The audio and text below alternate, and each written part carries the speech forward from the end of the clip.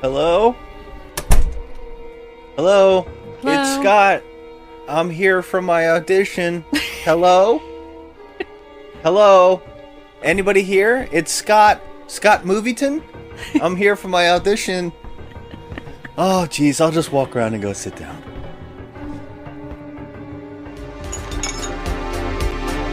Now it's garbage.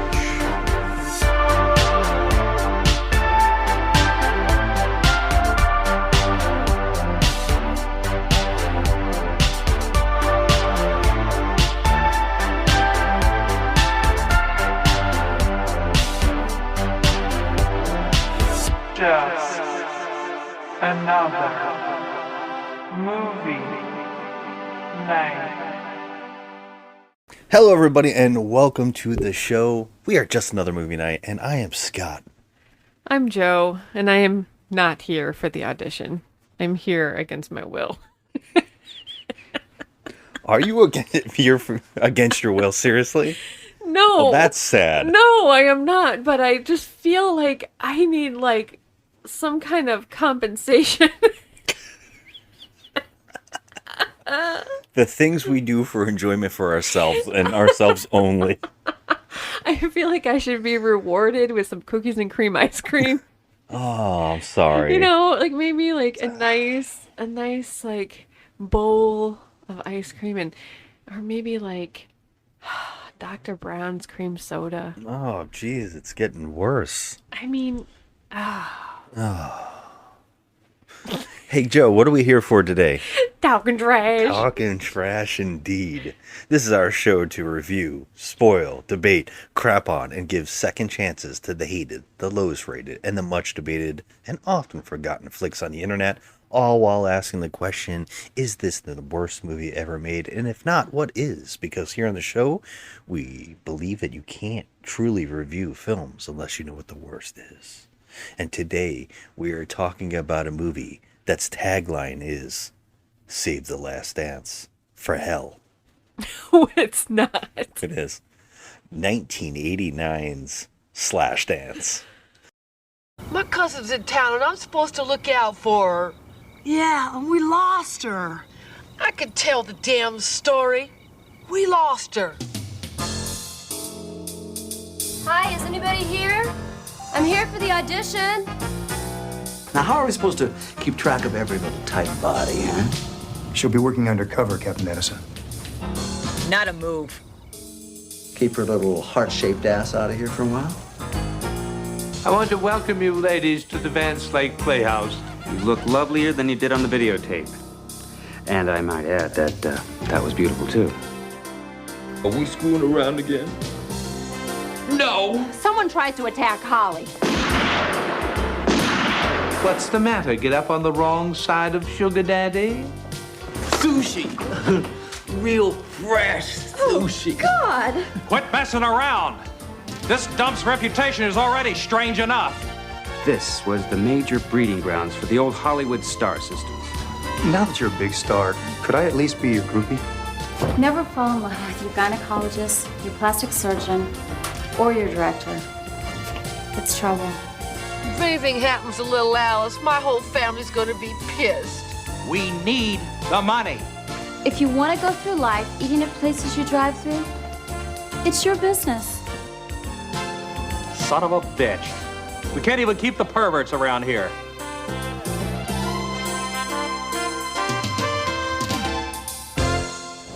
Written and directed by James Shyman.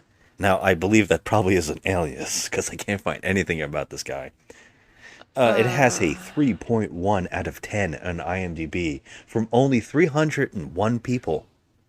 Oh my god, because that's the whole cast and crew of this movie and their family members. That's being very generous to the cast. And their and crew. ancestors. And their ancestors. And their fourth Their cousins bloodline. removed. Oh man, what a doozy we watched Great to end. grandpappies. The grandpappy. What a doozy we are ending our month of aerobics movies. This isn't an aerobics movie, although I would say there's an awkward and bizarre stage show warm-up that is Some kind of aerobics. That was a horror movie in itself. Yeah, that is. Trying to watch these broads have any sort of rhythm whatsoever and keep up with each other, or even try any kind of jazz dance moves. I mean, yikes, man. Yikes. You know, I'm going to tell you this. On this show, this is the kind of movie that I thought we would do more of. These kind of movies.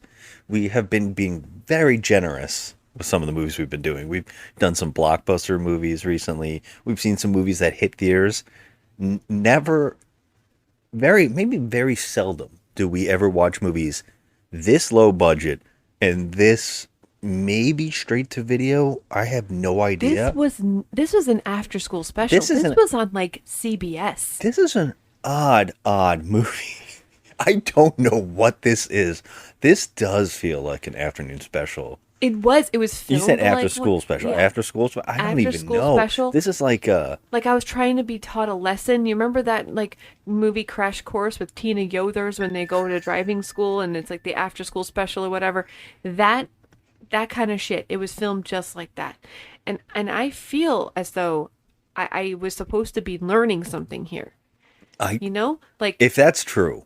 I felt like I was. There might be, oddly enough, there might actually be a message, which is really strange. I'm trying to figure out. We'll get to it, I guess, as we talk about the film. But yeah, our guesstimation that to me, this movie felt like if Hallmark Channel or Oxygen were around in the 80s, this is the movie they would have put out.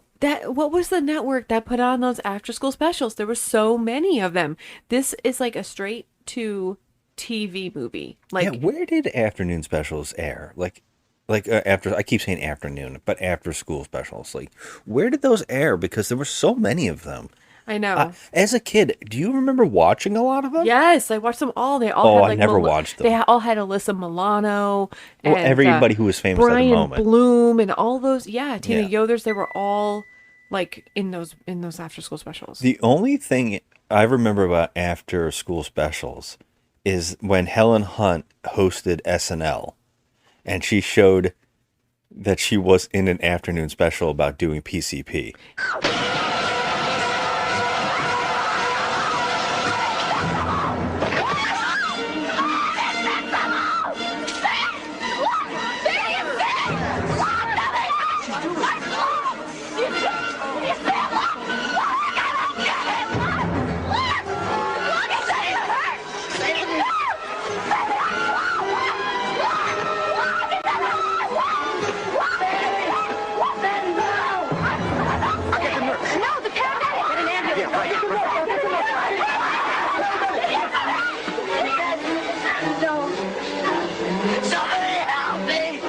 My sister!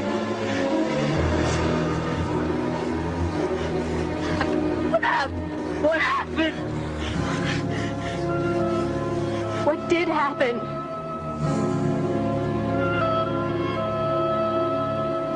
Everybody does this? Only the crazies. Well, I'm glad you're sane. Oh, I'm glad we're all sane! Yes, and I swear to God. It is the funniest bit. I mean, it is what I think this is where I fell in love with bad movies. ABC. ABC aired them from October 14th, 1972 until July 1st, 1997. Yes, they were on weekdays. And they would come home. They were most controversial to teenagers and young adults. Maybe we should search some of these out and watch them for a month.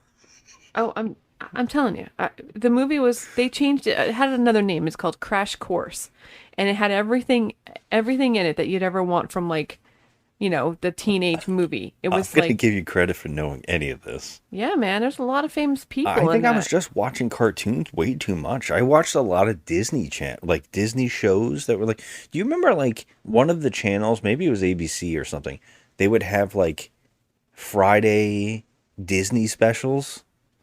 Do you remember this? No. I know this is something I watched. Like I don't even know if it was Friday, but it was like a certain day of the week, and they would do like little mini movies from Disney. No, I know. Was it on cable? Because I have no, cable. not cable. It was like a regular Disney. It would have been a regular channel. Oh, like it would have been CBS, ABC. I would assume ABC is everything. when we were kids. Well, I mean, the ABC seemed to be like the hub of all these after-school specials. I mean, I was totally right. Crash Course. Look at this. Jack A., Brian Bloom, Alyssa Milano, Tina Yothers, Edie McClurg, Ray Walston, like all these famous people. The chick from the Wonder Years, Olivia Diabo. She was the sister. Like, I'm telling you, they were all in. All these teenage people Who's were that in. one that's in it that you said a bunch of times already? Tina Yothers. You said it so many times. I'm like, I don't think her name has ever been mentioned this much. Well, she was in Family Ties. This is only a couple minutes. This is only 7 minutes in, and we've already said her name like 5 times. You know what? I'm going to say Tina Yothers one more time. Tina Yothers. I'm done now. Oh, Jesus. This movie write was Crash Course down, I guess, because I don't know it. You've never seen? Oh my God. I have no idea. If anyone listening to this has seen Crash Course, it was in 1988. It was on TV, and it was just so, like, I mean, I feel like everyone's seen it. Anyway, reach out to me if you've seen it. I want to hear from you. I mean, these were popular. I know a lot of people have seen them. I didn't watch a lot of this stuff. I don't know what I was doing. I watched so much crap. You're but doing then again, acid in your mother's house. Not in '89. I would only have been how old? Like, no way. Yeah, you learned at a young age to be a delinquent. Jesus. I guess it was from Helen Hunt jumping out of a window on PCP. Oh my God. No, I mean, wow, I feel a little slated now from doing like a delinquent in my mother's house because I didn't watch Crash Course with who? Tina Yothers.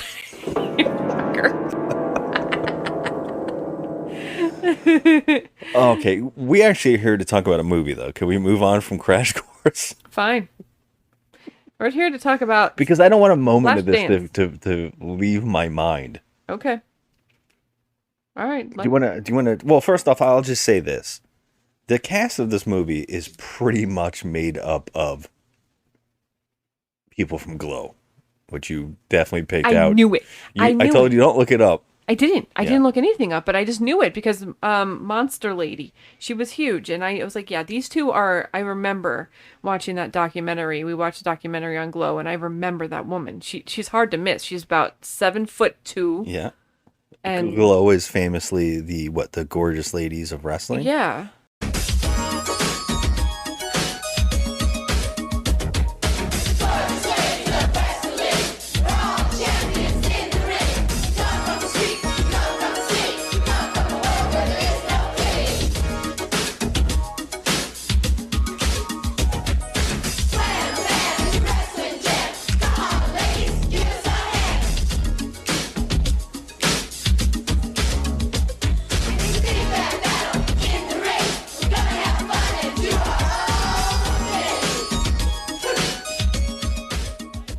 Just I gotta run down some of the cast stuff here. Please do because I the only took some two I knew. factoids. Oh, good. Okay.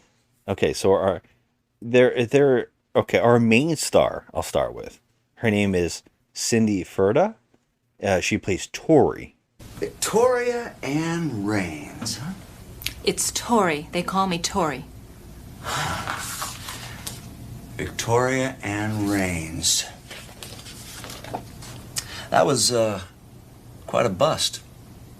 Okay, this is the information I got. She not only played the manager of the team Nevada Hot Dice on the roller derby show Roller Jams, but she also was a member of G.L.O.W Wrestling as Americana. She was also on Justice for All with the Judge Christina Perez. I only wrote this down because I thought this was hilarious. But she was on an episode playing Donna Bellflower. Now, first off, some people might think those shows are real. These Judge Judy type shows. People think they're real. Yeah, Really? I guess. But this, she played Donna Bellflower in an episode called Rat Killers Killed My House. Oh my God. In 2013. Yeah, this is what it says. Plaintiff Donna Bellflower sues Rat Killers Inc. for $1,500 for damages to her kitchen during a rat extermination when a smoke bomb goes haywire. Now I'm going to search this damn episode. I'm going to search this damn episode out and see if I can get a clip of Tori from this movie. I have to see it. It's time for you to zip the lip and be quiet. This will be a first. Based on the evidence, I will deny your claim. Michael? Yes. Good luck. Good luck, sweetheart. She finally smiled. All rise. Judge Perez has ruled in favor of the defendant. The plaintiff's claim is denied. Then there's a bunch of weird, and this is the crazy thing. Like nobody else is really. Everybody's in these weird little tidbits I found. Like, there's a guy named Logan. Do you remember who Logan is in this film? Because I don't. He's the director. I'm sorry, Mr. Logan Bridger, madam. That is Logan Bridger. Hi, love your work. He's the director. Yeah. Okay, so that's James Carroll Jordan. He is basically a TV and cameo actor who appeared in The Kingsman 2, 6 Underground, and did some voice work for the video game Alan Wake 2 recently. There is J. Buzz Von Arnsteiner as Amos. Amos? Okay, he's the character that... Simple Jack? Yeah, Simple Jack, I guess. Okay. Well, maybe if you'd given me more to do. Then the whole place would be a parking lot. Yeah, we'll go with that. Yeah. We could do a month on just this dude's filmography. Are you serious? Here's some movies. Robot.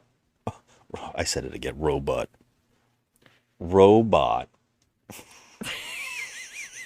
Can you just get your life together? No. Get it Jeez. together. I say things people make fun of me for, and I don't give a You know what? Fuck them. Fuck them. Robot Holocaust. Robot Holocaust. Zombie Death House. Slammer Girls. Mutant Hunt. And I Was a Teenage Terrorist. What? Okay. I got it.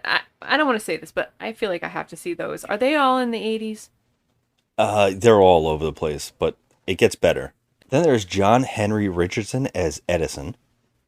He's another one we could do a whole month of movies on. Oh, God.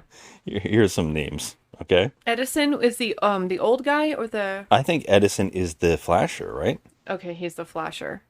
Fun fact, we're wrong. Oh, yes, Robert. It's Rupert, sir. I stage managed your last production here. It's Rupert. Get Married or Die. A doggone adventure. Nessie and Me. Busty Cops 2. The Bikini Escort Company. Oh my God. Bikini Chain Gang. And The Witches of Breastwick. Is that a porno? I'm thinking softcore porn. Oh my God. All right, then we also have Dee Boer, or AKA Queen Kong, where she is titled in this. She plays Rebo. She is very well known as the bearded lady in Spaceballs. Hey, that's my escape pod. Who are you? I'm the bearded lady. But are you one of the freaks?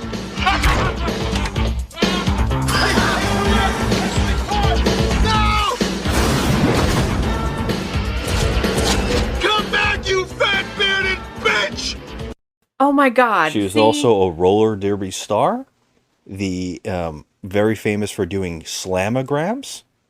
Do you remember that? Oh my God. So like She would go to someone's house a as happy a birthday and then slam them on she would body do slam like them. a body slam type thing. Oh man, I wish I had a job like that. And she was the glow star Matilda the Hun. Oh, okay. Yeah. I told you I knew that they were on Glow. I knew it. I did not know that What's Her Face Tori played Americana, which is a play on. Well, Liberty Bell was a play on. Yes, Americana. it has to. She was only in a few episodes of Glow though, which is really odd. Huh. Interesting. There's also Kelly Ferreira as Mavis, and she played Beastie on Glow. On Glow. Okay. The blonde. Yeah, I know. She's Repo's friend. And then I just wrote a couple weird random ones. There's a couple weird random women in this dancing in this movie that have like no real thing to do in this movie. Was it really dancing? Was it though? Yeah, we'll get into that, but I had to write some of these down. One of these was great. Her name is Sherry Blum, and she played Annie, which is the first girl that walks into the opening of this movie. Oh, okay. Okay. She's in a movie called The Pricks from Pluto versus the Vaginas from Venus. Shut up. Yeah, I can't even imagine what that one was. That's a bad movie night movie. Yeah, I mean, that's a maybe stay away from. Just looking at it, it looked worse than this. Oh, man. Cynthia Cheston as Alice, and she's oddly in Godzilla Final War. Really? Yeah. What the hell is she in that? I don't know. She's the only American-looking woman in the whole thing, and she's in a shit load of Japanese films. She's like a jazz musician, and she was in Blood, the Last Vampire, the live action version of it. Very strange. Yeah. Okay. Those were the notes I took. Interesting. Okay, I knew right off the bat when I first saw the two that they were in G.L.O.W, but I did not know about Tori, so that's interesting. Which makes sense because they have the fight. Yes. Yes. Yes, they have a fight, which is pretty obvious that they're wrestlers. Yeah. Yes, yes. All right, so let's talk out this film. Let's get into the dirt because this was a instant joy for me, and then a complete letdown. Well, it started out off and on like a roller coaster ride. This is on YouTube. That's how we watched it. It's an hour and 20 minutes. It felt like it went by in 17 minutes for me. Yes, it's very quick. It's very quick, but there were a few times where we were like, "Oh Jesus." Oh, I said, "Oh Jesus," like 70 times. The person who edited this film also gave up halfway through because multiple times in this movie there is no audio for transition shots of the city. It's so quiet. I actually asked you, did the audio crap out? Because there's supposed to be a city like noise or cars or whooshing. My first thought was, well, that's funny because in the first half of this movie, there are, well, at least the first 15 minutes of the movie, there is overdoing sound effects and to cover scene noise. So there's like an overboard amount of seagulls being used in the opening of this movie. Almost like they took it out of the movie The Birds. I know, and that's when I said to you, I'm like, I fucking hate birds. Yeah, the opening of this movie made me think of Birdemic.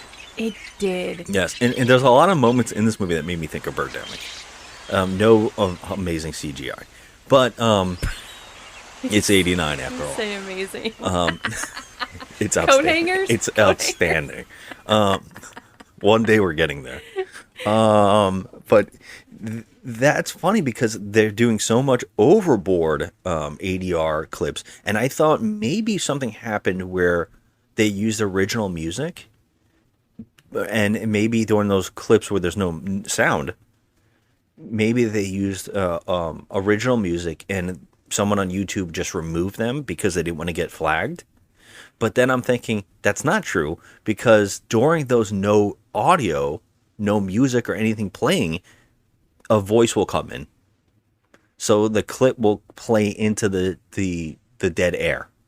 So you know it's not overlapping. They couldn't remove it unless someone really went out of the way, and I don't imagine anybody went out of the way to remove audio from it like that. So the guy, whoever made this movie, just gave up.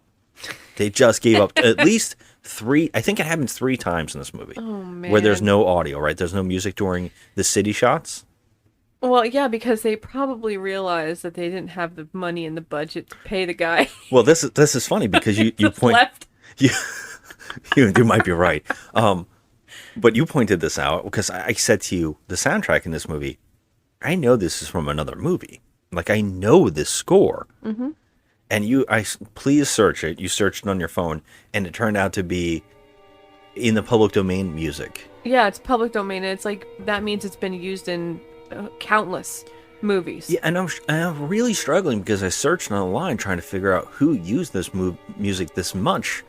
This is a composer that actually just makes almost background music for movies. And so he did it in the 80s, apparently. Yeah. I want to look into him more. I could not find facts out during this movie.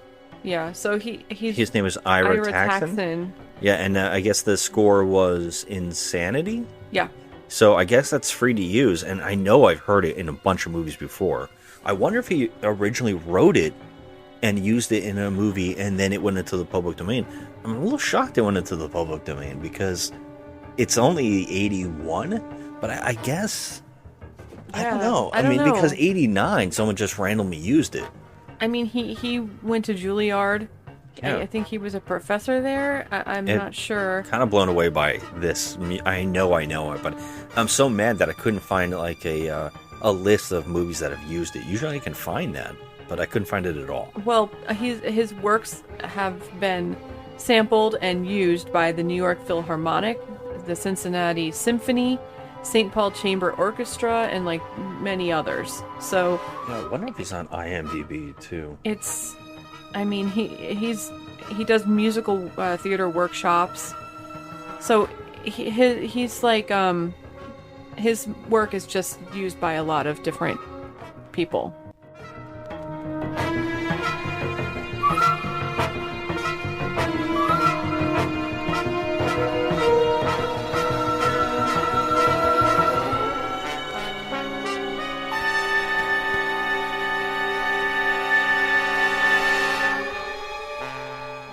But anyway, the music in this was very generic and very like reminiscent of like. Well, it was because it has been used. Yeah, any other horror movie, and it's hard to pinpoint because you probably have heard the score of this movie in every other horror movie. Yeah, or at least for the people who know bad horror movies, like straight to video horror movies, or have one of those box sets with 50,000 movies that came out in the 70s, 80s, and 60s, and then you're like, oh. They all have the generic sound. Okay. Then there's clips from these composers that went into the public domain. Like our Instagram friends, our B-movie fans, our cult fans, our friends on there that love crappy movies like we do. They probably would catch it. Yeah.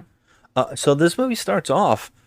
It's so funny. It's starting off. We didn't know where we were at first. It was either like maybe Miami or L.A. I saw the trees and I was like, it's California. And we see a woman getting ready to lay on the beach, and they keep playing as they show shots of the water, terrible shots of the water. It looked, like I said, birdemic. It looks bad. And then you just hear overlapping of seagulls all over the place for shots of just trees, no seagulls on screen at all. No, because I think that what they did here was because the seagulls were so goddamn loud and you could only hear the waves crashing. You wouldn't hear the dialogue or anything that was really you're supposed to hear. So they filmed it in a different location. That's what I think. The actual scene here was not filmed on that particular beach where they were filming the seagulls. It could have been. They could have just mic'd that person.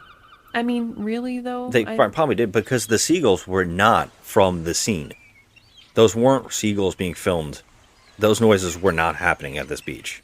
Yeah, that's weird that they would put that in. When I said it sounded like it was ripped from the birds, it might have been a clip from the birds when the birds are attacking. Could have been. It was like bizarre. And then we see her on the beach. We see her laying down on a towel, and a guy comes over. This is our protagonist, Tori. And in a trench coat. And this guy comes over in a trench coat, and we went, wait a minute, is he going to flash her? And then he starts talking like he's like intellectual. Yeah, at first I thought he was British. I know, don't know why. He's just really snotty. And he does flash her anyways. And he wrote a poem. Excuse me, you're blocking the sun. Rupert is the name. A poet is free as the ocean wind. And like a chiseled rock, I shall reveal my cock.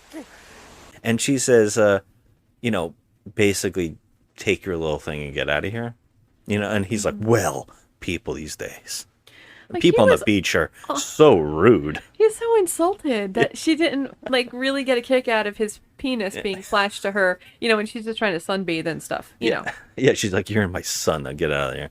So, the next shot, and this is where it gets really interesting. We have to watch her get back dressed, get back up, get the whole thing. We have to watch everything. And then suddenly she's in an alleyway where a woman has brought her to buy steroids in a cartoon alleyway that is clearly shot in someone's garage. It's definitely a garage. It's definitely a garage because someone strategically placed a filthy mattress.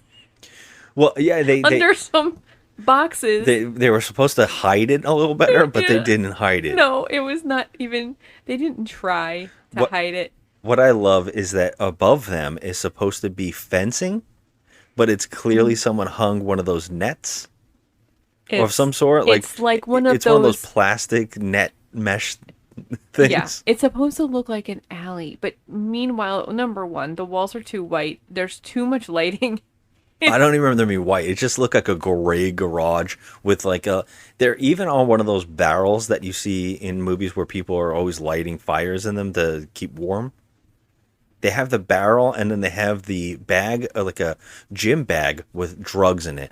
And now these two women are some of the worst actors imaginable. They are both the G.L.O.W actresses that we were talking about. It's Repo, and what's the other one's name? Mavis?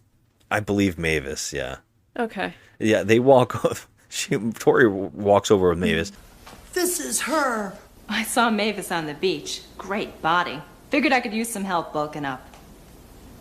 Here, we got enough steroids to make you look like the Statue of Liberty. How much? You can have the whole thing for $200. Yeah. Police, you're under arrest for selling illegal steroids. A cop? You brought me a fucking cop? Well, how did I know she was a cop? You have the right to remain silent. What are we fighting for? You have the right to remain silent. Fault? Yeah, let's kick some ass. Yeah, let's crush a cop. It's... Okay. Like they're doing like the two like hitting each other. One is gigantic and the other one is shorter. But once Tori reveals that she's a cop, they have a fight because they go, "We don't care. We can beat her up." Yeah, here's the thing. I understand why they picked these two individuals, but why did we need this silliness? I mean, I'll tell you why. Because there's a connection in a small way, but it's just... Get all your G.L.O.W friends together. Yeah, but, I mean, it was so... I don't even want to say it was comical, because they didn't deliver the lines, like, I mean, just terrible. Like, we've seen G.L.O.W, you know, we watched a couple episodes of it, and I gotta say, they deliver the razzle-dazzle better on the mat. Oh, absolutely. And they can't do it in this movie. Like, not even for 2 seconds, you can't say a line. Like, pretend you're on the mat, you know? Like, you're better out there. It was ridiculous. It is crazy. And the delivery is just... It was like almost like there's two people practicing lines for a school play. That's what it was like. It was terrible. It was absolutely terrible. I was like, okay, these two are better seen and not heard. Yes. Shit, lard ass. I'm doing the talking here. Okay, enough. Cool it. Why, they already think she's an asshole. It's true. And of course they have a nice fight. And this is just hilarious. And I was so happy right here. This is the movie I was like, oh my God, this is a great one already. Mm-hmm. Like, this is the kind of movie I'm waiting for to watch on these episodes that we do on this podcast. Because it's just so silly. And like, just us laughing at the moves they're pulling off and seeing the terrible set fall apart around them. Oh my God. Because that fake fence wraps up in one of the girls. She goes flying under. And then the two women having to act like they're knocked out. And just the only way they know how to do that is to have their mouths wide open. Like, ugh. And apparently we now cut to the police station. And Tori is talking to, I guess, her captain. Yes. Now, can we just coworker. say that she has I'm guessing they're partners, but he looks like Steve Guttenberg had a baby with like... It's not even Steve Guttenberg. It's Who the guy did who you say? replaced Steve Guttenberg. I said it's Al Bundy in high school. Oh my God. It is, yeah. This guy looks like Al Bundy. Yeah, like it's when Al he was Bundy. young. And who's the guy who replaced Steve Guttenberg when he left and did Miami Beach? Oh my God, the guy with the blue eyes. The guy that played Costanza was working for Lloyd Braun. Lloyd Braun. That actor. He looks like him and Al Bundy. Lloyd Braun. Yeah. It's very, it's unbelievable. And I guess this movie should have been called, instead of Slash Dance, it could have been called, like, Men Suck. Oh my god. This movie could have been called Men Suck, and I would have been fine with it because I never, so many times in my life, have said during a movie, I fucking hate guys. Like, And you know guys what's funny? suck. This is so terrible. It didn't really affect me as much as it affected you. I was mad during the... I know you were mad because so here we are. like- We have Tori sitting next to her partner. I don't even know his name, but they're sitting in front of the police chief and talking about her next undercover assignment as a police officer. And the way that this police captain speaks to her is so, oh my God, it's so demeaning. Yeah. It's so sexist. It's just, oh my God, it's awful. It's unreal. He actually stands up and virtually puts his crotch right in front of her face during a shot. I was mad. I was like, get the fuck out of her way. You literally You son of a said, bitch. get that out of her fucking face. I was so mad. This is me. That's just me in Well, general. you're a very sweet, polite I don't like people person. being treated like that. I just can't stand it. And Very when I see a movie respectful. where it's coming out of nowhere and the characters are just extremely forced, it gets me very angry. Yeah, And that's all the scene is. it is. And then you were saying that they were talking about their next assignment. No, he's actually telling her that she did her assignment wrong, and that she's although she's like a super cop who apparently took down.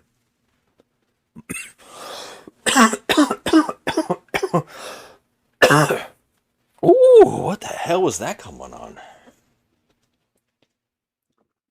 Cookie might have poisoned us. No. You okay? I'm gonna go down and get you water. No.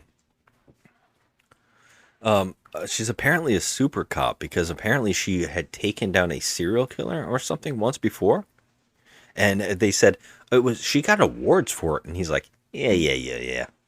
Basically, it said we're gonna let those two women that she just wrestled. We're gonna let them go because you read them their rights when they were unconscious, and she's like, but they were selling steroids, and he's like, steroids isn't a big deal. And she's like, you tell that to the kids, they're all messed up. And he's like, let them all grow into a puff, like a donut or something like he calls them. And then Doesn't he call them like cream puffs or something? it's close, but he said something like a glazed donut. A glazed donut. That's what he said. A Yeah. glazed donut. I I'm was like, like, I what don't the understand what hell does that that even mean? means. Steroids doesn't exactly hit the top of my list of priorities, you know. What about the kids whose lives it ruins? If they want to go around looking like glazed donuts, that's their problem. We keep getting her forced backstory. This movie's hilarious with that. It doesn't go anywhere. She keeps saying, like, my sister died from drugs. I'm trying to take them off the street so that never happens again. Mm-hmm. And he's like, yeah. You're gonna, your antics are enough, trying to get on the cover of magazines because you're hot, and I'm trying to actually make a difference, and everybody loves me. This guy's such a douche. He actually tells her to get out of the room, and then he talks to the other cop who's like, sounds like he's her acting like the head. They're not partners. No, he's probably He's above just her her boss. somehow, yeah. And then he's like, she's a great cop. And he's saying all this stuff to support her and be really nice about how good of her work she does, like everything she does. And that she goes undercover. She's an undercover agent. And she's taking out so many people. And this drug bust is a good thing. And he's like, not the way that she's doing it. She's acting above the law, whatever. That whole crap that you've seen in every movie. But now you think, oh, this is a good guy. Yeah. So the next shot, he comes into the hallway and, of course, flirts with her. Now, this is her friend who just stuck up for her. He's like rubbing on her arm, asking for a date. Grubbing her arm? I said rubbing. Well, did I say grubbing? I like grubbing. I think I said rubbing her arm. No, you said grubbing. But grubbing sounds much... I guess because I'm angry about this douchebag. Don't be grubful, okay? I don't know if I could take it. I love you, but you did say grubbing. I'm here. I'm doing my... Get your robot and get the grub out of here, Joe. You son of a... How dare Oh you? my God. So this guy, so he's asking her, oh, hey, you want to go get a drink? You want to go get dinner? She's like, no, you need to go home to your wife. But I have left my wife 3 months ago and now I'm sleeping on a couch with my buddy. Yeah, and if my neck hurts tomorrow, it's your fault. Oh, because why? Because what? She won't sleep with him? This is said so many times in this film. He tells him so many times to go back to his wife. Yeah, this movie, anytime these two are talking to each other, like randomly later on they're playing pinball in a bar, and he's like, so you want to go out tonight? You want to go get some dinner with me? You want to go see a movie? And she's like, no, you should go back to your wife. And he's like, nobody will lay me around here. And now audio from every one of their meetings. 1. I know. A good friend, Jeff. Maybe I could be more than that. You know, if we could get together outside of this place. Jeff, not that again. You've got a wife and 2 great kids. Tori, you know I haven't been living at home for more than 3 months. Well, give it another shot. You've got too much to lose. Look, you and me, think about it. If we- Jeff, you're a good friend. Damn. 2. Can't score on anything anymore. Now that you're a big star, could I at least be your groupie? You know, I'll even give you my autograph if you move back home with your wife and kids. 3. Maybe I could drop by for dinner. Home cooking is what you need. Your home. Isn't it time you started thinking about settling down? A guy who's sleeping on a friend's broken down couch lectures me on marriage? My wife doesn't understand me. She understands you and she loves you. Jeff, it's you who doesn't understand you. You're right. How about a movie? Back to business. It's so like, what forced. the hell? Yeah. I'm like, no guy in this movie is worth a damn. They're all trash. Every single guy in this movie is trash. Trash. Yeah. I don't. There isn't anybody. Yeah. I mean, not even like her cop partner, friend, or whatever. That's what we're talking about. Yeah. Like, he's the worst. And So- like, I mean, they've been friends for years, they said. And still. Yeah, and she's like, oh, he even goes, oh, next you're going to be calling me that you think of me as like your brother. And she goes, well, and he's like, ugh. Yeah, like, it's almost supposed to be like tongue-in-cheek kind of funny, but it's not. It's not Like, coming it's off nice at creepy, all. It's annoying, and so he's repeatedly doing, saying stupid shit to her to get her to sleep with him and stuff, and it's just very off-putting. And especially since it keeps trickling down. Like, the guys go for, like, the captain is insane. Oh, he's so over like the top. a sexist jerk. Just the and then worst. it goes down to, oh, this guy, he's pretending to be nice, but he's also a jerk. And then it trickles down more. So the opening is actually, and I forgot this, it actually opens with a murder. We actually see this woman come into this really bizarre place that we find out is the playhouse. Yeah, this is actually a murder mystery, we should have mentioned. Yeah, it's a murder mystery, I guess. But with everything we're talking about right now, just sounds like a normal 80s piece of crap. It is. So, I mean, pretty much. But this playhouse, I don't know how to explain this enough. It is a factory of nightmares. I don't know what is going on in this theater. I believe I can assist with this. So, this theater is a rundown, probably almost going to be for sale place. All of this theater's props. So this is, it's not a movie theater, but from the outside, it sure does look like a movie theater. So that's number 1. So number 2, this girl walks in and she's in her, like, jazzercise clothes and her workout clothes. And she's like, hello, I'm here for the audition. Now, all you see when she's walking through these corridors is just creepy ass mannequins and weirdo statues, like shit you would have in like Dracula's castle. And it's like gargoyles. Or in Buffalo Bill's house. Oh yeah, that makes more sense. Like, this is like a Mardi Gras nightmare. It is. And the mannequins are so goddamn creepy. Like, Yeah. they're just creepy. But why are they in this playhouse? Yeah, but the thing that bothers me about them, they're not in like normal spots, like standing around the room. No, they're hanging from the ceiling. They're on the walls. They're all like lit in neon colors. Yeah, I don't know what is happening right now. Like, this. If I was going to a dance audition and I saw this shit, and no one answered me when I called out the first 2 or 3 times, hello, I would turn my ass around and be like, peace out. Yeah. I'm gone. And that's what happens. This woman calls out multiple times. And then she just decides to take a walk through it, right? She goes through and she finds a maze. this. Yeah, she finds a stage, and she puts on her headphones and starts like warming up. I can't even believe she found the stage. It's like Spinal Tap when they couldn't find the stage and they kept walking around the back. Oh my God, that's what it looks like, because there is no direction to go right to a stage. No. Like when you enter any playhouse, this stuff that we're seeing is in the back. Yeah. For some reason, it's all in the front. I don't really understand if we're entering from the back of this place. They don't really make you understand, but you see cars going by in the front. Yeah, so she is coming through the front, but It's just everything like is in chaos. such disarray. Yeah. We find out later why, but I mean, we get a little bit of an explanation as to why. But so she's warming up her dance moves. Nobody has answered her, mind you. Okay, nobody. So nobody's there. There's just like one spotlight on a table. Yeah, and so she starts warming up with her headphones on, and a guy in like a black cloak just uses a saw and cuts her neck. Like, what? Okay, what? It's one of those table saws, and it's just like, he also has that hangman, like the hangman sack on his head. It is. It's and like it's all got the dark rope, the noose around the neck. with a cloak, and I'm like, okay, I don't. He looks like an executioner. I have no idea what's going on. So he cuts her neck with this saw.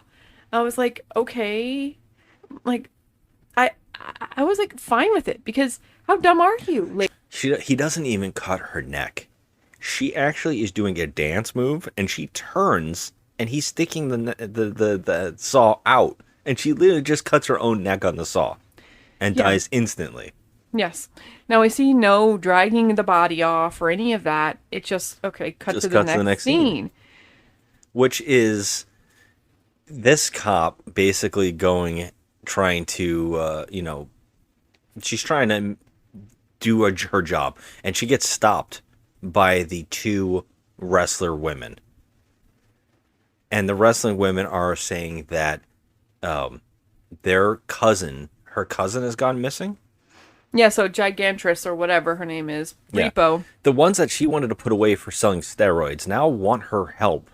because her cousin's missing and, like gone without a trace, and the family's like freaking out. And so she's like, okay, Repo, I will help you. So we get... And I guess the thing is that she was going on audition, but they know that she didn't run away, but she's gone missing. We don't know where she is. Can you help us? Yes. But we get these little tidbits, right? So in the first maybe 20 minutes, there are these awkward jumps.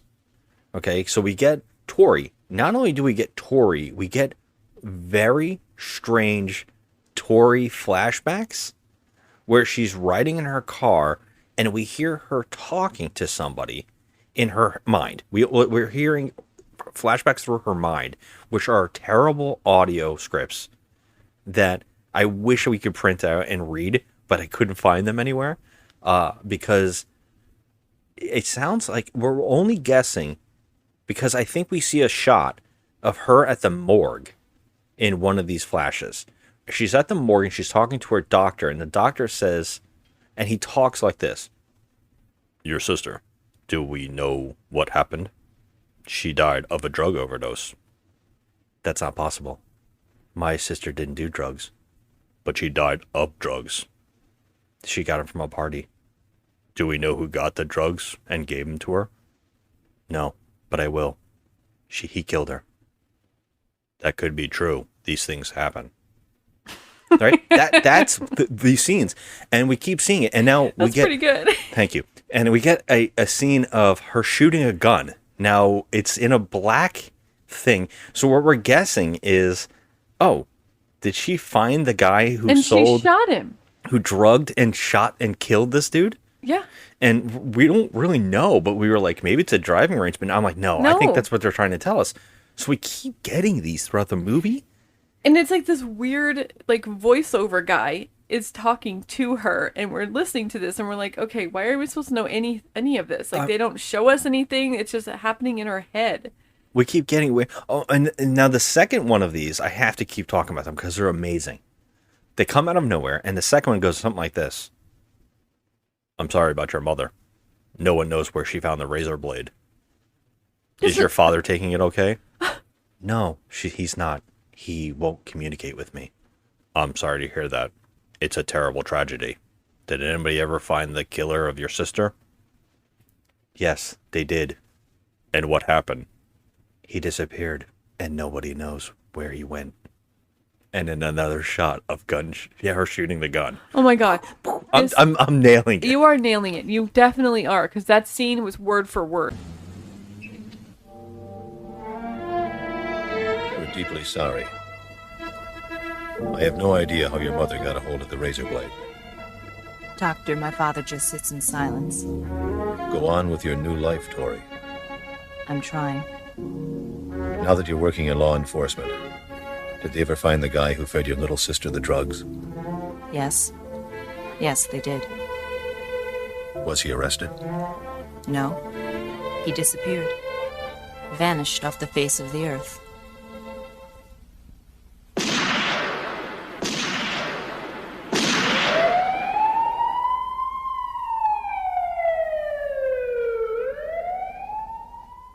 But honestly, I don't understand. Like, now her mother has died. When did all this happen? Mother committed suicide? So all of this has happened in the same, like, time frame, I guess. After the sister died, then the mother died, and the father won't speak to her. Why do we need any of this shit? I feel like that's the better movie. I mean, is it though? Because I was like, okay, this is weird. Are we going to say she has some sort of, like, mental illness and she's the murderer? I didn't know where it was going. No idea. I was like... Like, what are they putting this in here for? This has to come back to something, right? No. And while we're getting those, we're also getting more women are showing up for the auditions. And the second one that shows up is a country western singer who does the exact same thing as the first girl, walking around alone, yelling out, hello, hello, and not caring that nobody's watching, and said, well, screw it, I'm going to audition for nobody. For nobody. It was the stupidest thing I've ever seen. I was like, you know what? Just kill this bitch already. Because I was like, why are you walking into this disgusting theater? First of all, it's your first mistake. No one's answering you as you're calling out. It's pitch black in there except for one tiny little spotlight. You get up there and you start singing. And terribly, mind you, to absolutely no one. Yeah. I mean, I was like waiting for her to get killed. I was like, just, can you hurry this along? Yes. And it happened pretty quickly, too. And this is where I couldn't understand if this movie was a parody. Because, and it might be, but I can't tell because the rest of the movie isn't funny, per se. The woman is getting killed with a noose around her neck, and as she's dying, she says, did you not like my performance? I can do it again. She's making jokes as she's getting strangled to death. A good shot at this kid! I can dance too! At that point, I was like, okay, we're watching, this is a joke, right? This is a joke movie. It was hard to tell at this point. Like, it seems to be taking itself seriously with these weird flashbacks in her mind. But I don't think it ever gets back to this, except for maybe one character we're going to talk about soon. Well, here's the thing that bothers me about this, the coming plot here, is the fact that no bodies are ever found. But at the end, they found. Yes, at the end. However, when the movie is going on at the time, they don't find bodies or any reason to go looking for these people other than Repo looking for her cousin that's missing. Yeah, I mean, they already said that women are missing and a country western singer is also missing. They reference them, and then Repo happens to come to her and also give plot. But why she knows that this is the place that they all went to, I guess it comes down to their answer machine. Well, no, because she had her schedule. The cousin wrote down her schedule on those pieces of paper. So she knew she was going to try out. And so she knew she was going there, to that theater, to try out. Well, then that's enough reason. Yeah. So then we have Tori, who's our police officer, she goes undercover and she becomes, she wants to audition for this show. Yeah, so that's the plot of the movie now, is that the slash dance is that the whole plot of this movie is that the two people who own this movie house that people are being murdered in, this stage, like whatever, this playhouse, the two people who own this shithole are these two brothers. All right, and so one is the more stable brother, I guess, the one that's sick of the other one, while the other one is, the only way I can explain this actor or what he's doing is that he is Ben Stiller's Zoolander. He's Ben Stiller's Zoolander, but playing Simple Jack. Okay, so his name is Amos. That is the only way to explain. This acting is frigging crazy to watch. It is all over the place. Yeah, it is. And he's even doing Magnum. He's crazy. He's talking like this, and then all of a sudden he'll be like, you jiggling your butt, and I'll get you. Yeah, I said to you right off the bat, I was like, as soon as Amos was introduced, I'm like, this motherfucker is the killer. He's earned the nickname. Stall. Get me more time. Actually, things are going well here. Very well. Shouldn't you be out wiggling your butt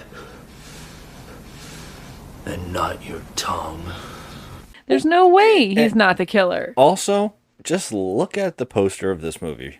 You want to take a second and look at the poster of this movie because it tells you who the killer is. Maybe? Okay, well, first of all, the poster is pretty bonkers. Yes. None of that happens at all. None of what is on the poster happens. No. But the actor who is this character is above them with a knife. Look at her tits. Oh, I know. It's unbelievable. Like, okay, first of all, this poster is the most ridiculous yes, fake out I have ever seen. Yeah. This is false advertising. Heavy false advertising. 100%. So the actor is behind him. And when I'm talking about it, he actually looks like a Ben Stiller character. I am not kidding. He does. He has the black hair. He looks like he's even got his muscles. He looks like he's doing Zoolander face. It is crazy to watch. And he is, I would say, like the guy who was in the Scary Movie that you met, that played Doofy. Oh, yeah. I would say that he watched this. Like, there's no doubt in my mind. Like, I don't think anyone's watched this. Well, there's 301 people who have rated this and movie. We already talked about Grandpappy, and the fourth cousins. We'll get into that. We'll get into that in your segment at the end of why it can't be any of the cast and crew and only people who watch this movie. So, oh my God. So we meet these two. And now, yes, he for some reason has his mentally challenged brother with him. And they're running this place into the ground. It turns out that their father who owned it, who was like a legend in the, I guess, in Broadway-esque or plays or ran this place, he hung himself in the inside of this establishment. And it's kind of been downhill since then. And what's going on is they're hoping to resurrect the playhouse by getting an old... One of their fathers, one of the people he mentored, who became a huge Broadway director, to come back and for some reason do this little crappy place and bring up like a new play with his name on the marquee so they'll get views. Times have been tough around here since Dad Killed himself. Amos, damn it. Well, what do you call it when a guy hangs himself in his own dressing room? Well, your name on the marquee is what this playhouse needs. The show we did. Didn't draw flies. Shit! It's what the critics call it. Well, maybe if you'd given me more to do. Then the whole place would be a parking lot. Logan is what we need. What now ensues is they have basically a whole bunch of women come in that they have chosen off a VHS tape, we're told. That the women had VHS tapes that they tried out, and he liked them and picked them all. Right. Because obviously if they came to this theater to audition, they would be killed. So Yes, they I was had thinking that too. already put in their audition tapes and won the role of whatever. And it just so happened out of the, I think there's only like maybe 8. Out of 8, Tori somehow got in. Oh, yeah. Yeah. You know, she's also a great dancer. She can do it all. She's a wrestler, Yep. a cop, and a dancer, and a Broadway star, apparently. So she comes in. They are all now dancing. Now, they set up this whole thing. And also, by the way, the stage director just so happens to be the Flasher from the beach in the opening of this movie.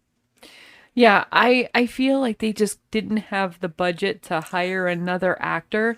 So was they so just odd. used him. Yeah. Now, this guy is supposed to be, he's a stage manager, he's a production manager. Why is he going around showing his balls to random people on the beach? Yeah. And also, I did say this to you at the time. She was a police officer. She's a police officer. He flashed his balls to her. Yeah, why did she didn't arrest she arrest him for indecent exposure? Well, they didn't even care about the steroid bust. Why would they care about this guy's balls? I mean, true. I mean, what does it matter? And he actually escalates his streak, his flashing. He actually flashes one of the women dancers in a scene in this movie for no reason. At the Playhouse. I mean, is there any reason to flash anyone ever at any point ever? I mean, what is the reasoning? I mean, no, but why would you do it? Why would you shit where you eat? I mean, really? Why would you do it at all? I mean, this guy has half a brain cell in his skull. True, but he apparently has been doing this job for a very long time. That everybody should know him, and no one ever knows who he is. And he leaves the movie very quickly. When Tori comes in, they see each other. And he recognizes that she is the one that he flashed. And he's like, I've never been to the beach. It was so stupid. It's so stupid. He pretty much gets kicked out of the movie after that. Yeah. Especially when he flashes one of the girls and Tori catches him again and he gets thrown out. Mm-hmm. So he gets fired for flashing the girls. So it doesn't matter about this guy. But now talk about the dancing, Joe. Because I know ever since Nomi hit our eyes when we watched Showgirls. Okay, please. I cannot ever discuss Nomi again. I don't want anything to do with Showgirls to ever be brought back into my memory. However, I was thinking, watching these particular women dancing, and just how terrible they were. I mean, there was zero effort happening here. Zero. And I was ashamed for them. Especially the one blonde that looked like she stepped out of a Whitesnake video. She was trying very little. I mean, I think maybe she was the sister of one of the boom mic operators or something. That's how she got this gig. But she could not dance to save her goddamn life. It was terrible. I was like, okay, well, it doesn't matter anyways because all of these broads are going to get killed. That's what I thought. That's what we thought, yeah. Yeah. No. No. No. Very surprising. No. Yeah, I mean, so... Not one of them. None of them die? No. Nope. Not one. Well, they start getting characters, and their dance number, not once in this movie did I think, oh, it's about to be a serious Broadway play. No. They're doing just can dances. Yeah. I don't really know what's happening, and they're all studying the moves off of one of the women who is in the lineup. It's not like anybody's directing There was no choreographer. Yeah, no directing. There was nothing. And I'm here thinking this whole time, this is my problem with this movie. I know. How about the fact that none of these women are getting killed? I feel as though, like, as a horror is supposed to be a horror movie, it's called Slash Dance, that one by one they'd be getting picked off. No, nothing. There isn't any elements of any of my 80s horror, like, tropes, okay? There's no gore, there's no boobs, there's no sex, there's nothing. And I wanted all of these women to get killed. They were fucking awful, just to look at them. Awful. One of them named Maxine, She's a star, by the way. I know everybody knows that. Maxine has got a lot of men that she dates, and they give her presents, and she is given what she describes as hooker heels. Can we talk about these hooker heels? Okay. Well, I only bring them up because they're very important to this film. They are very, very important to this film. Probably the most amazing weapon of all time in any horror film. I will say that. Number one, can I just say these are not even stilettos. They're not. They're not. They are. I noticed this too. Regular pumps. They've got maybe a 2.5-inch heel. I'm learning. Okay. 2.5-inch heel that is not a stiletto. You could literally rip a throat out with a stiletto heel. No, not these. These are fugly. Okay. Fugly leopard print jobbies. And they seem like see-through, like They crystal have, almost. Like, I mean, ladies, if you've seen any shoe from the 80s, you'll know that the sides of the shoe have like this see-through mesh thing that's supposed to be sexy, and it's got some sparkles on it. The sides of the shoe are like that, but the rest of the shoe is hideous leopard print. I'm sorry. Anyone who knows me knows I hate animal print clothing. I don't like. When we first started dating, I bought you some clothes, and I remember I bought you. I'll never forget it. I think I bought you leopard print, and I just thought it was so, like, it was going to look so good on you, and I think you like hit it, and I feel so bad about it still to this day. I'm like, man, that was really, really well, bad. You had just met me, and you didn't know my disdain for turtlenecks, leopard print clothing, stuff like that. So I don't like any animal print clothes, and you won't catch me in shoes like that ever. I was like, oh my God, I was thinking these fucking shoes are gross, but they're going to come in somehow. Literally, there's no murder in this movie except in the first 5-10 minutes. Like, there's 2 girls that get killed. All of these dancers make it out alive. Yeah. It's so upsetting. Now, the only reason, we're getting, when I say this, there's a lot of clips of the dancing. That's where the boring comes in, but the weirdest oddity happens. Tori ends up sleeping with the director. Yeah. Now, this is mind-boggling. This one blew my mind. I didn't understand it. I thought it was going to be Maxine with the leopard print heels that was sleeping with him because she just likes to use men and get what she can from them. So I was like, okay, she's sleeping with the director. No. Tori, our protagonist, police officer, undercover cop, is sleeping with this director. Now, he looks like Artie Lang. What? Like, it's like... It's like Gerard Depardieu. He looks like Artie Lang had, like, a romantic escapade with, Gerard Depardieu. And the product... I don't see the Artie Lang The at all. product of their love was Meatloaf. That's what he reminded me of. Wow. Yep. That's what he reminded me of. But a healthier meatloaf. A little leaner. A light loaf. Leaner. A light loaf. Yeah. Light loaf. Oh.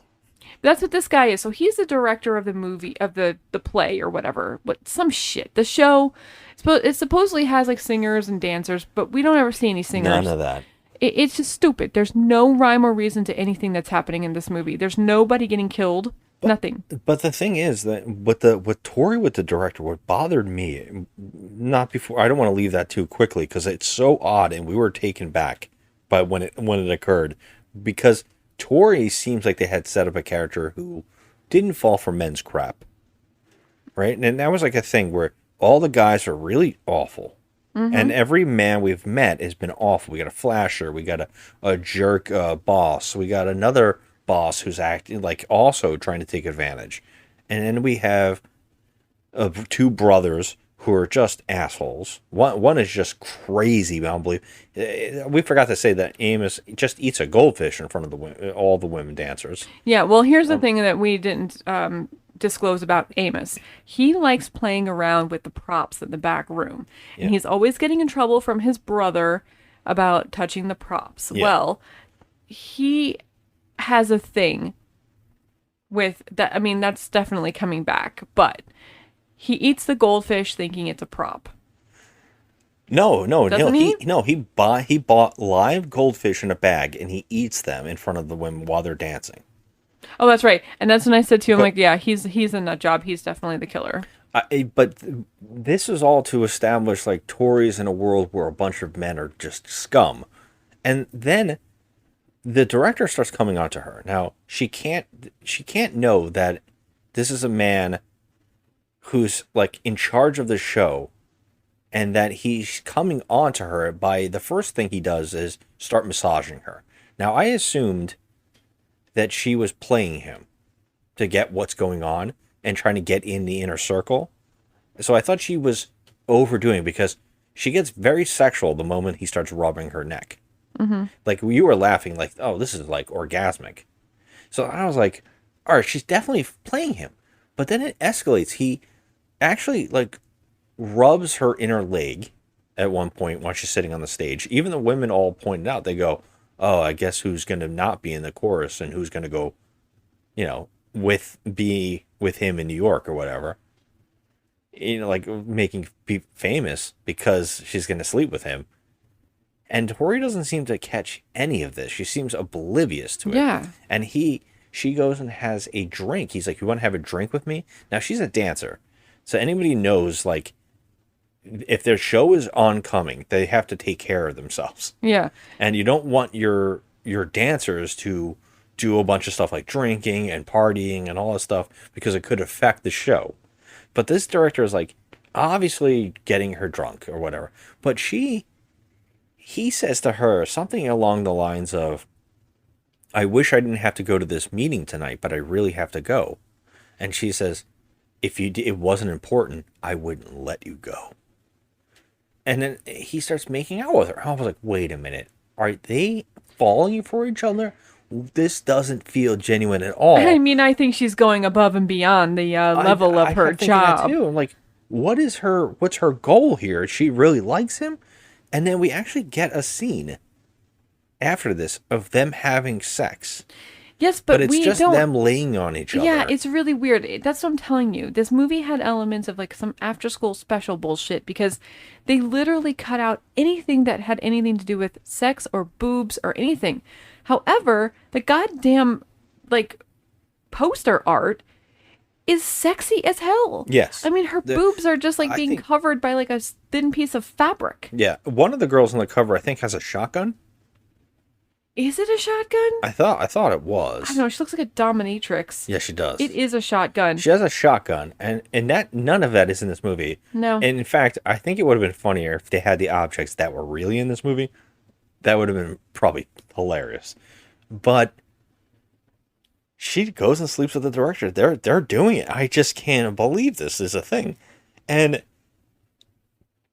this kind of pisses off, I think, Amos, because he is like, he starts going after her, and he starts like stalking some of the other women who see him backstage, and she runs after him and like catches him and tries to talk him into it, and he keeps doing that switch where he seems like the villain, because he seems to flip-flop in his mind. Yeah. So he's like, you should be shaking your ass for the director. Do you notice that nobody thinks anything of that switch? No one thinks anything of it. It's like normal. Okay. But just imagine Zoolander coming out of Zoolander's speech and then suddenly talking like that. That's what's happening in each shot. It is crazy. Amos. Yes, can I help you? Do you want something? Where have you been? You writing a book on my life? Do you always sweat so much when you work? If you don't mind, I'm busy. Someone tried to attack Holly. Well, the way you girls shake your bodies all day, what do you expect? Were you backstage? More research for the book? Actually, it's none of your damn business. What's going on? She's trying to screw me. Sex. For a bigger part of the show. Seriously, Logan, Holly was being attacked. Yeah, I know. I helped her to the car. Amos. What the hell happened at the meeting with Oliver? Nothing. What do you mean nothing? How come I'm never invited to those goddamn fancy-ass meetings? The next scene you were already setting up is that he plays with the props. So he goes backstage and finds a fake play knife that has like the rubber knife handle, like the stabbing spot. And so he starts stabbing himself And he's like, hoo, hoo, hoo. You know, I'm stabbing myself. And the moment he walks away and puts the knife back down, someone swaps out the knife for a real knife. And I was like, how is that going to come back? Is he going to stab somebody? Or are they going to say that he's going to stab himself? Well, I thought at that moment, I was like, oh, fuck, he's not the killer. He's not the killer. That was instant. I was like, oh, he's not the killer.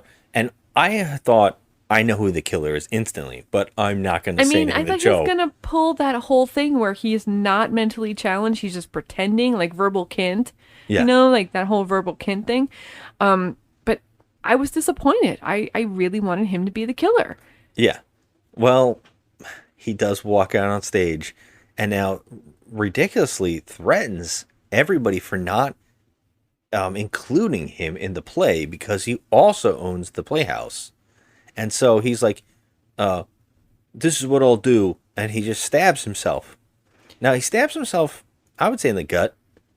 Yeah. And he does the funniest, terrible, slow die on stage where nobody reacts. They just watch him.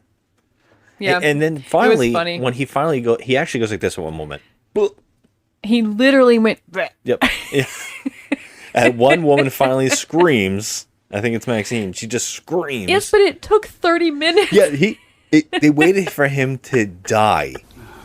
Bozo brother of yours. This is the last time you push me out! Why in hell wasn't I at that meeting?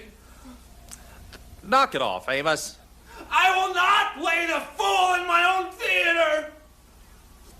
And I told you, stay out of the prop room. Just like father! I'll show you! Oh! Amos? God! Oh!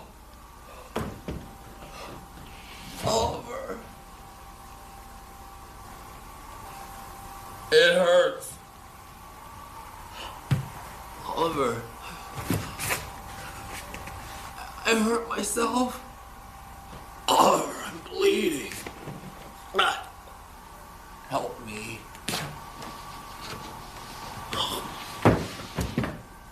And now the funniest part is it's his brother. His own brother. His brother's like was like completely unmoved. He was just like, "Oh God, you're You really idiots." like, you're just delaying my story here. You're Yeah. just delaying my play. Like, you know, fuck off." So naturally the police come, and now this is where the two, for some reason, her boss and the his police boss, chief the is big there. boss, are all there. They're there for some Like, reason. why is no the other police cops? chief there? Yeah, and they're there interviewing people, and the funniest part is they're interviewing the brother who goes, They're like, "You don't seem broken up about it." Yeah, no, not really. Like, you yeah, know, it's a pain in my it was going to ass. happen sooner or later. He's an idiot. You'd have to know my brother. He was a moron. So they're like, he's like, he just kind of helped me out. And they're like, well, he also had a heavy insurance policy in his brother. So he's going to get a lot of money for. So he got a lot of money after his brother died, and he tells the director, he's like, you know, why don't we just like close up shop? Well, yeah. Well, that's Like, what I have happened. enough money. I'm gonna just go on some island somewhere. Because they talk because the guy's like, we have the killer. That was your prime suspect to Tori, and he was like, close it up. That was the prime suspect. He killed himself. And they're like, no, that doesn't seem right. You know, something's up. And then they talk him into keeping it open, but not before the chief of police is oddly beat up by the two wrestler women and thrown into the bathroom. Because they thought that he was the murderer. They thought he was the murderer. They were tracking them. I'm like, why? I don't know. But And what there's was a the scene that- reasoning? Like, why did There's a scene that's actually made me laugh a lot because this guy's got the toilet paper stuck to the side of his face. Oh my God, it's amazing. He's beat to shreds and he's crying because he didn't get the job that he wanted. He wanted to get promoted and he wanted to be like mayor or something. And he was my like, face wasn't pretty enough. no, he says, they wanted somebody human. That made me laugh. I was like, this is so odd He did that it's say funny. that too. He said, they wanted somebody human. Emotional. I think they said And- emotional. And my face is just not pretty enough. And now look at Well, it. look at it. And he just cries. That happens. So at the same time, the director and the brother talk, and the brother's like, I just got a buttload of money from him dying. I'm good. Close up shop. I have enough money. We can just pay the women, send everybody home, and burn this place. And the director's like, well, why the hell am I here? And he's like, hey, man, it was either that, this just helped me so I can get the hell out of here. I hate this place. It has so many bad memories here. I can't stand it. I want to burn it to the ground, you know? The director's like, what the hell? So then, oddly, we're at the end of the movie.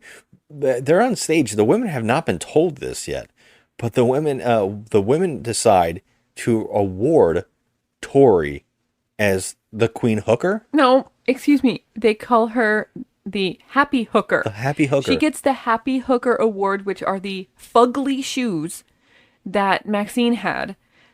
And she's so thrilled to get this major award. Someone's stank ass cheap hooker shoes.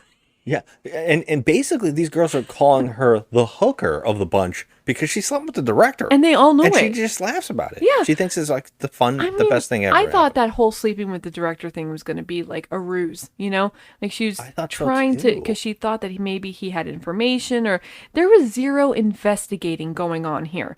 None of the girls got killed. There was zero investigating happening on her part. She's supposed to be an undercover cop. I mean... Yeah, and we see as she's getting the happy hooker shoes, she puts them in her duffel bag and goes and laughs with the girls.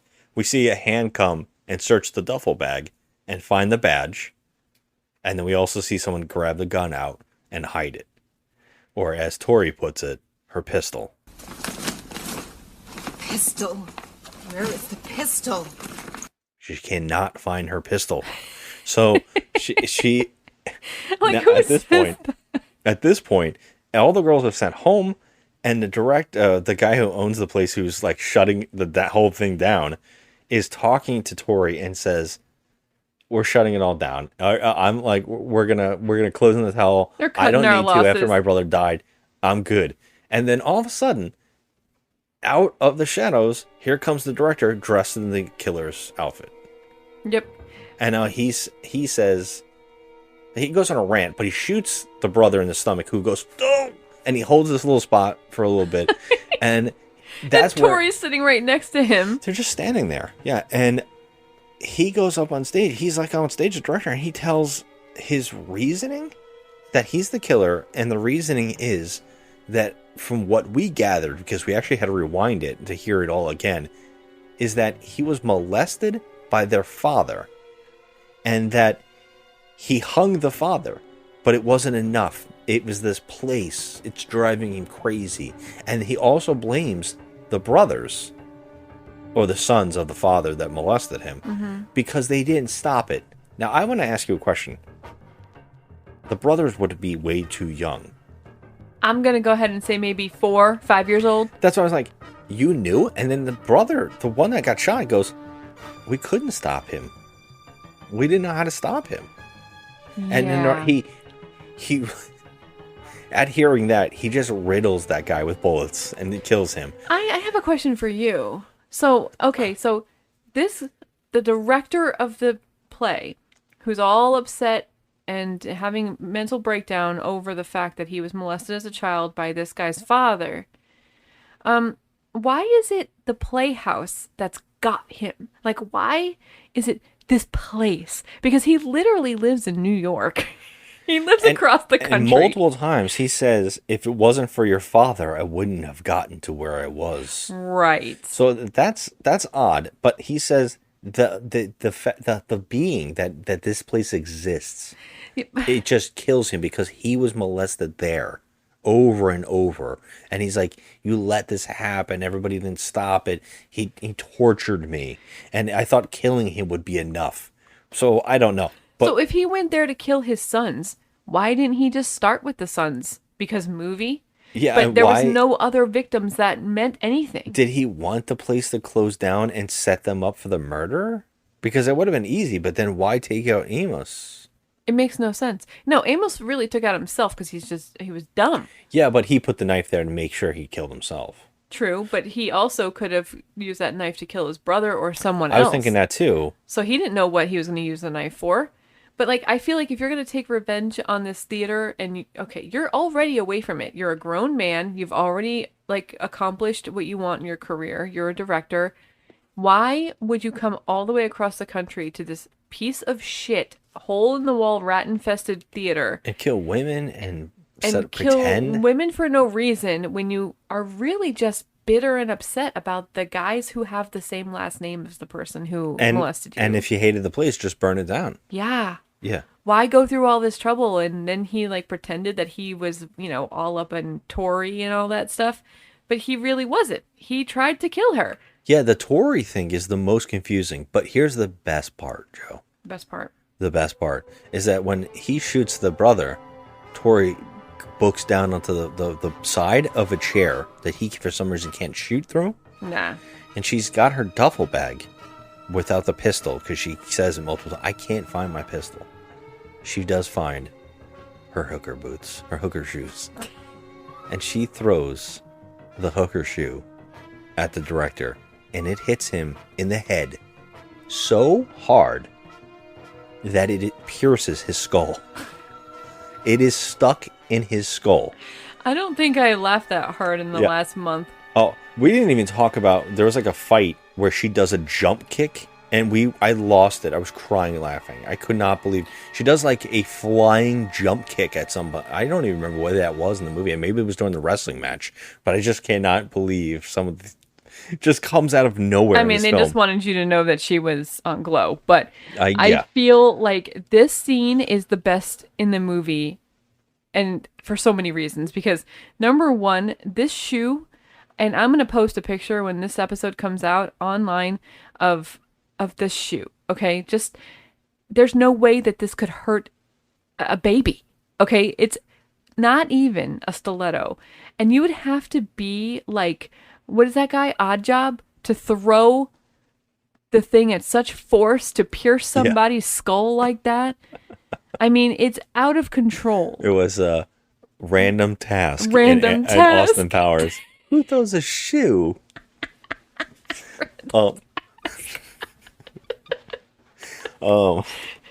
I love it so much. Random task. Yeah. And I was thinking like to myself, have I seen this before? And I thought, in Single White Female, I believe that she hits the guy in the eye. With and the I was like, high that heel. makes sense. Yes. Here, she chucks it from behind a chair. I mean, it would have to be a fastball from somebody in the major leagues. It's amazing. But then it gets better because he comes after her. He pulls the shoe out of his head. Yes. He comes after her and starts choking her I love out. how he looks at it, too. He's like, what the hell? Yeah. He's got his hair on it. He's even stunned. His hair is on. It's amazing. And so he comes after her, starts choking her out. And what is literally right by her head? No, they have a chase throughout this factory, and this is where we were laughing our asses off because she just throws a folding chair Oh my God. onto the floor to block his way. It was and he just amazing. steps over it. And I said, We were that'll do dying. it. Yeah, we That'll were slow dying. him down. She keeps doing it, and she's just like weaving in and out of like random tables, and he's just like walking through. It was amazing. Like nothing was hindering him. Not like- even the freaking like shoe in the head. And when we're saying this, it is not done as parody. No. It is done very seriously. Yes. Yes. Well, he finally catches up to her and starts choking her out.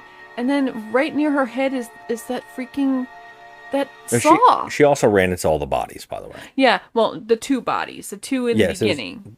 Yes, there was two women in the somehow bodies in there. Nobody ever saw those And they were bodies. standing. They were standing. They were standing tucked behind a door. Yeah. And like nobody ever saw these bodies there. Amos never went in the mannequin room. That I don't believe that for a minute. But none of the dancers did. Like, Yeah, nobody went come in there. on. No one smelt it? No one right. Yeah. I mean, it was just so stupid. And Well, who cares? Because, like you said, the saw is laying She there. took the saw and smacked him in the face with it, and he just went bleh. When we say he gets smacked in the face, he gets a cut running down from the side of his eye to his cheek. It's just a gash. It's a gash. And he drops dead. Yep. Bleh. He dies. We were sitting there waiting for the jump, like the get up, the calm where she thinks she's like safe for a moment, and then No. it just cut to credits. Nothing. There was literally nothing. You know, like not at the end where like the police come and it's all squad cars everywhere. No, nothing. Yeah, Nothing. And when we say nothing, when the credits come up, there's not even music. No. There's nothing. It just ends. We were like, he died from getting a cut on his face. Yeah. Maybe because it was like a double concussion from the hole in his head from the shoe. I have no idea. I mean, you but he have just to dies. throw that shoe at such force that it would literally have to rip his head in half at that kind of force. I mean, it was ridiculous. I'm baffled. Part of me was like, yes, I'm so stoked that we were watching something so insane, because it's very rare to find these crazy bad movies that are also kind of fun, because some movies are too self-aware. But this movie's also a disaster.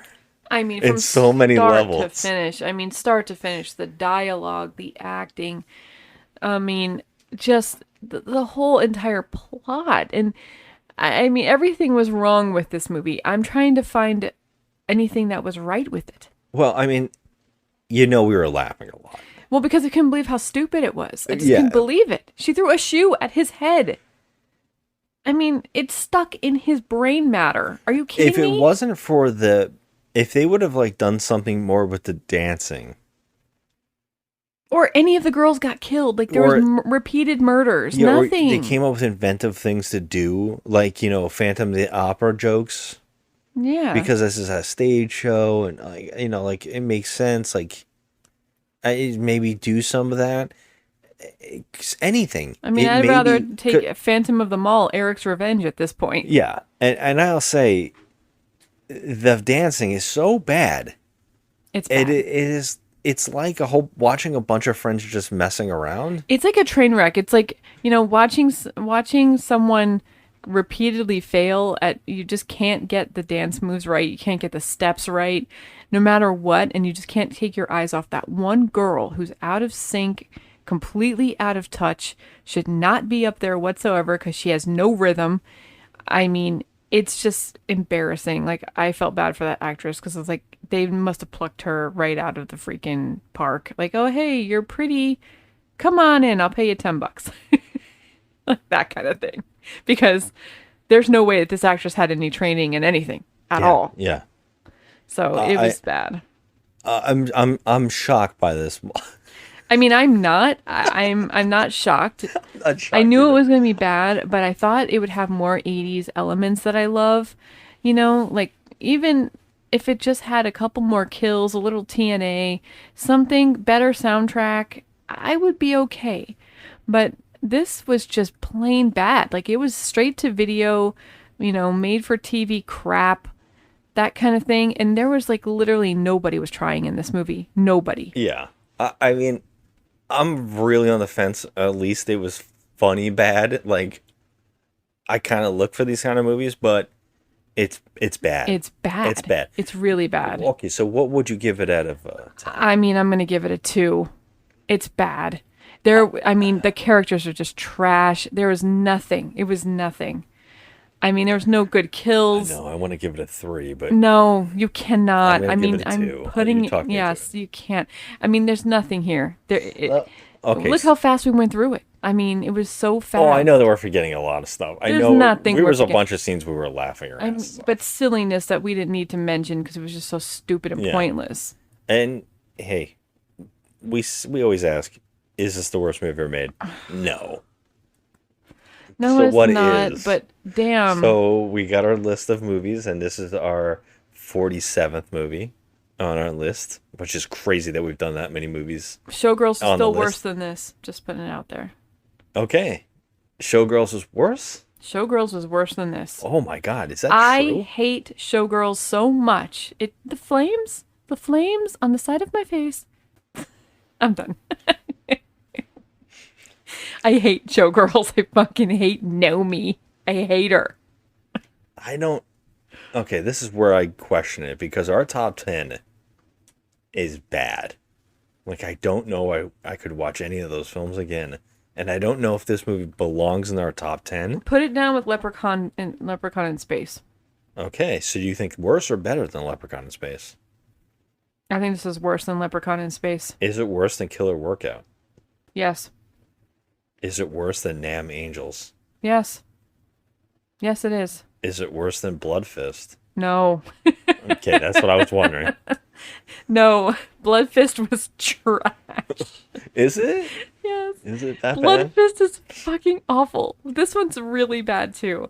But I mean, I can't even do my segment of why we can't have nice things. You can if you want, because it's, and this is why I said before, there are no way that the reviews were done by friends or family or cast, because they're all 1-star film reviews. Well, there it is. I mean, that I can't do it now. I'm not prepared. You could just Here's randomly this- grab one and just read Oh. headlines and laugh your ass off. Christ, I can't even. This movie, I'm looking at the still shots of this film. I can't believe we just sat through this. And it was only an hour and 20 minutes long, but I still feel like I was robbed of life. Oh, I think do. I you know what? I love doing these episodes with you. I love love doing it watching these too. bad movies with you. I love doing that I'm not too. robbed from anything. I've gained. I mean, I just wish that I had something yummy to eat while I was watching that stinker. But, you know, I do love doing this with you. It's my favorite thing in life. But, looking at the 1-star reviews. Oh, this one, Dancing with Death. I like that title. It's like a novel, though. I'm not reading it. But yeah, this one is a real stinker. I just said that. Do yourself a favor. Don't rent this waste of plastic. Use the 50 cents to buy a vanilla Coke and you will have a much better day. That's a great one. Oh my god, that's a so great funny. one. I don't think I need to read anything else after that. I think that's perfect. That's perfect. Oh god. Oh All my right. gosh. Do you have any other thoughts? Parting thoughts? You know, this movie was lacking that 80s cheese dance aerobics music, you know? I complained about it in the last movie that we did, but you know what? I would do anything to have that back right now. Really? Yeah. Yeah, I would. This one was really bad, and with something called Slash Dance, I was like, oh, that's gonna be rad. You know, it's gonna isn't be it people getting crazy? hacked up. Yeah, isn't it crazy after watching Killer Workout that this movie around the same year with the same I would think budget Yeah. couldn't do anything close to Killer Workout? Like Killer Workout, as bad as it is, it went all out. It did. It tried to do everything. It did. Yeah. So. Well, I mean, not write a script that made any sense, but at least to try with kills. I mean, yeah. Even though the script was much better than this one. And to be fair, the high heel shouldn't be a surprise after we saw Killer Workout and someone get a like a paper clip in the head. It wasn't a paperclip, What you was silly. it? It was a safety pin. A safety pin. A safety pin poking a guy in the middle of his head that kills him instantly. Yeah. I don't know at this point if anything can shock us. No, Yeah. you know, that's what I'm telling you. When you said you were shocked, I was like, you know what? I'm not shocked. I was just shocked that this was as stupid and as silly as it was, and I still kind of enjoyed it. Yeah. I don't know. It's weird. It's bad. It's without a doubt terrible. But I feel like it would be better with a funnier director like Tommy Wiseau. oh god, I would love to God. watch Tommy Wiseau's Slash Dance. Neil Breen. I just would have loved to see what. Oh my he would god, do. Neil Breen would have been like putting his face all over everyone's neck and shit. He's such a perverted old doof. You know what's crazy? What? This might be bad, but you know what we're saying isn't?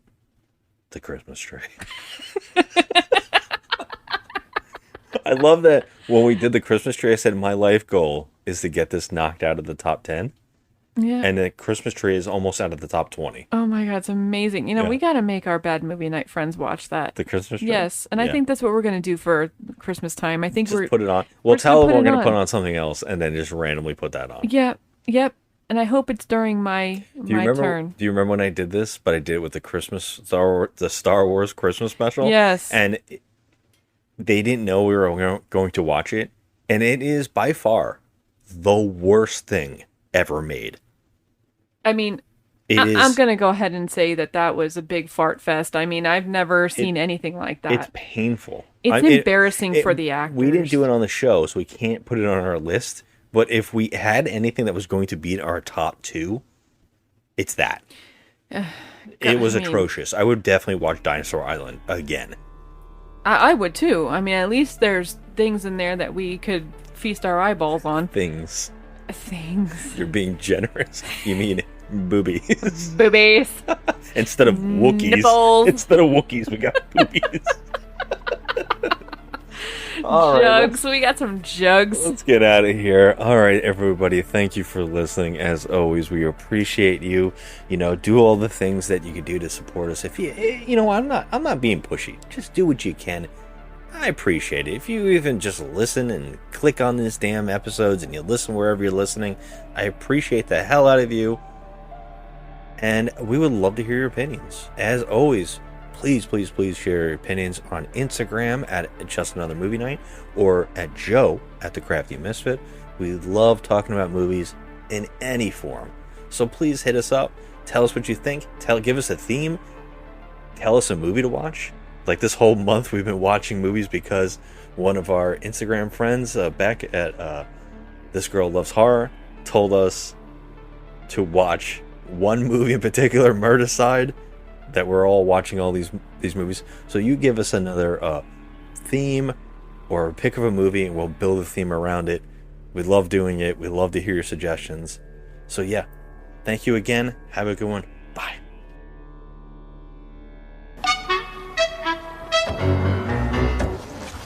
Jesus Christ, I got beat up by a pair of tits. Police, you're under arrest. Oh, lady, I mean, officer of the law. I know you're a cop, but do you think we could get together again? That was the greatest. You're not only crooked, you're sick. Oh.